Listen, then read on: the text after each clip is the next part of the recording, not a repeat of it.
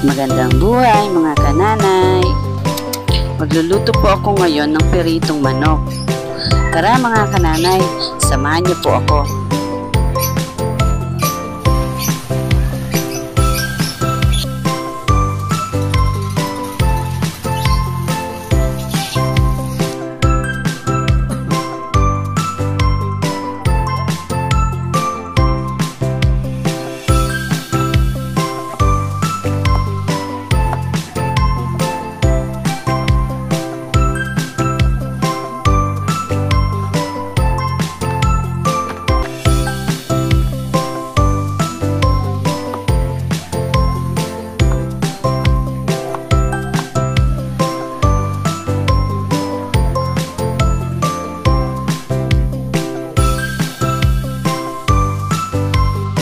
Yan na nga mga kananay, luto na po ang piritong manok.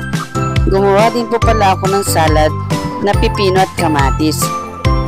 Kain na po tayo. Hanggang sa muli. Salamat po sa inyong panonood. God bless po sa ating lahat.